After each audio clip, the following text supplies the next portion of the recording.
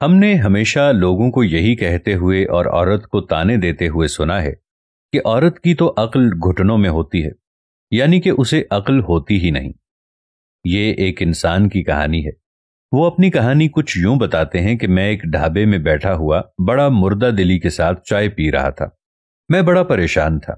میں نے چائے کے دوسرے کپ کا آرڈر دیا اور اپنی چائے کا انتظار کر رہا تھا۔ اتنی دیر میں ایک بابا جی آئے، میرے کندھے پر ہاتھ رکھا اور کہا، اختر پتر کیا بات ہے؟ بڑا پریشان لگ رہا ہے۔ میں نے بابا جی سے کہا، بابا جی پریشان تو میں ہوں، پر میں آپ کو کیا داستان بتاؤں؟ میری بیوی کو میری کوئی بات سمجھ میں نہیں آتی۔ جب بھی میں اس سے بات کرتا ہوں تو وہ میری بات کا غلط مطلب نکال لیتی ہے۔ ہماری بحث ہو جاتی ہے اور ہمیشہ ہی ایسا ہوتا ہے۔ ویسے نا عورت کی عقل گھٹنوں میں ہوتی ہے، اس لیے اسے کوئی چیز سمجھ میں نہیں آتی۔ بابا جی مجھے دیکھ کر مسکرا کر کہنے لگے، چلیا ایسی کوئی بات نہیں، عورت بڑی سمجھدار ہوتی ہے۔ اور پھر بابا جی نے کہا کہ جس نے یہ کہاوت بنائی ہے کہ عورت کی عقل گھٹنوں میں ہوتی ہے، وہ خود ہی کوئی پاگل انسان تھا جس نے یہ کہاوت بنائی۔ تو اب اس آدمی نے کہا کہ میں بڑا حیران ہوا بابا جی کی باتیں سن کر۔ اتنی دیر میں میری چائے آ گئی۔ میں نے چائے لی اور چائے کا ایک گھونٹ لگایا۔ بابا جی نے اپنی چائے پلیٹ میں ڈالی، اس سے چسکی لی اور پھر بابا جی نے بولا، مزہ آ گیا۔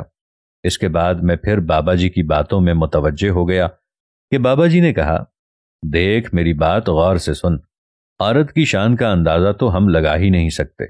یہ جتنے بھی لوگ ہیں جو یہ کہتے ہیں کہ عورت کی عقل گھٹنوں میں ہوتی ہے، عورت کو عقل نہیں ہوتی یا عورت کو کمتر سمجھتے ہیں، دراصل ان کا اپنا جو دماغ ہوتا ہے نا، وہی ٹھکانے پر نہیں ہوتا۔ میں نے بابا جی سے کہا، بابا جی وہ کیسے؟ بابا جی کہنے لگے کہ دیکھ، اللہ پاک ہمارا مالک ہے، ہمیں پیدا کرنے والا ہے، قادر ہے ہر چیز پر۔ اللہ تعالیٰ نے جب اپنی محبت بیان کرنی تھی، اپنی محبت کا اللہ تعالیٰ نے ہم کو اندازہ دینا تھا، تو اس کے لیے ماں جیسی ہستی کو چنا اور کہا کہ میں اپنے بندے سے ایسی محبت کرتا ہوں، میں اپنے بندے سے 70 ماؤں سے زیادہ محبت کرتا ہوں۔ تو اپنی محبت کو بیان کرنے کے لیے اللہ نے ماں کی محبت کا انتخاب کیا۔ ماں ایک عورت ہے اور اللہ نے ماں کے قدموں تلے جنت رکھ دی ہے۔ ماں ایک عورت ہے، بیٹی کو رحمت قرار دے دیا، بیٹی بھی عورت ہے۔ ہم لوگ عورتوں کو کہہ دیتے ہیں کہ عورت کی عقل گھٹنے میں ہوتی ہے۔ اب تمہیں اندازہ ہے کہ 22 ہڈیاں ٹوٹنے جتنا درد ہوتا ہے جب ایک عورت بچہ پیدا کرتی ہے۔ تم نے کبھی ایسی تکلیف محسوس بھی کی ہے؟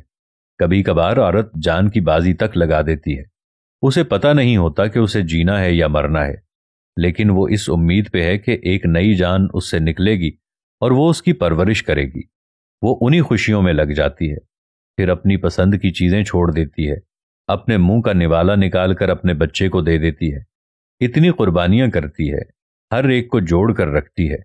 سگا باپ اپنے بچے سے تنگ آ جاتا ہے جب وہ زیادہ شور کرنے لگتا ہے، تو وہ ماں کو کہتا ہے کہ اس کو کمرے سے باہر لے جاؤ، میں تنگ آ گیا ہوں۔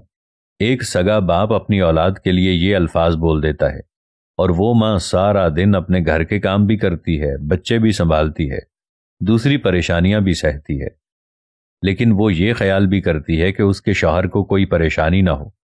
پھر بابا جی نے کہا، تم لوگ شاید عورت کی شان سے واقف ہی نہیں ہو۔ کبھی کبھی تو مجھے ایسے لگتا ہے ہم بہت کم ظرف ہیں اور عورت بہت ظرف والی ہے۔ میں نے بابا جی سے پوچھا، وہ کیسے؟ پتر، عورت کسی کے ساتھ جبر نہیں کرتی، عورت کسی کو تھپڑ نہیں مارتی۔ مرد کو جب غصہ آتا ہے تو وہ بات بات پر اپنی مردانگی دکھاتا ہے، ہاتھ اٹھا لیتا ہے۔ عورت ایسا نہیں کرتی۔ عورت اپنے غصے کو پینے تک کی کوشش کرتی ہے اور زبان کے ذریعے بعض اوقات دل ضرور دکھاتی ہے، لیکن معافی بھی مانگتی ہے۔ اس کا ظرف بہت بڑا ہے، اس کا دل بھی بہت بڑا ہے۔ وہ بازاروں میں مردوں کو آوازیں نہیں کستی جیسے مرد عورتوں کو چھیڑتے ہیں۔ وہ مردوں کو تانے نہیں دیتی ان کے ماضی کے بارے میں۔ تو بچے، یہ صرف ظرف کی بات ہے۔ تو عورت کا جو ظرف ہوتا ہے نا، وہ بہت بڑا ہوتا ہے، اور عورت کا دل بھی بہت بڑا ہوتا ہے۔ عورت معاف بہت جلدی کر دیتی ہے۔ عورت اپنا کیریئر، اپنی زندگی، اپنے احساسات قربان کر کے اپنے گھر کو جوڑ کر رکھنے کی کوشش کرتی ہے۔ تو وہ لوگ غلط کہتے ہیں جو کہتے ہیں کہ عورت کی عقل گھٹنوں میں ہوتی ہے۔ اس لیے کبھی بھی عورت کو کمتر نہیں سمجھنا چاہیے۔ بابا جی کی باتوں سے اس شخص نے کہا کہ میں بڑا متاثر ہوا اور میری آنکھوں میں آنسو تھے کہ میں آج تک کس خام خیالی کی دنیا میں تھا۔ बाबा जी ने उसकी शक्ल देखते हुए कहा, मुझे तेरी शक्ल देखकर पता चल गया है कि तुझे बात समझ आ रही है। जाओ घर जाओ, घरवाली तुम्हारा इंतजार कर रही है। उसने कहा, हाँ बाबा जी। फिर उसने बाबा जी का हाथ चूमा और कहा, बाबा जी आपका बहुत शुक्रिया, आपने मुझे मेरी गलती का एहसास दिला दिया। मैं इसको सुधारने की कोशिश करूंगा और अब मैं घर जाकर घर वालों के साथ हुस्ने सुलूक से रहूंगा, सबके साथ हुस्ने जन से पेश आऊंगा।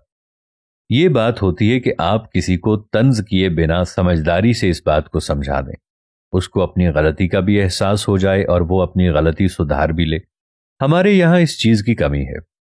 हम किसी को गलत करता देखते हैं तो पहले बुरा भला कहते हैं, फिर उसे ताने देते हैं, लान तान करते हैं, आखिरत से डराते हैं, लेकिन उसकी इस्लाह नहीं करते। इसलिए आजकल गलती सुधारने वाले बहुत कम मिलते हैं, जबकि गलती पे ताना देने वाले बहुत मिल जाते हैं।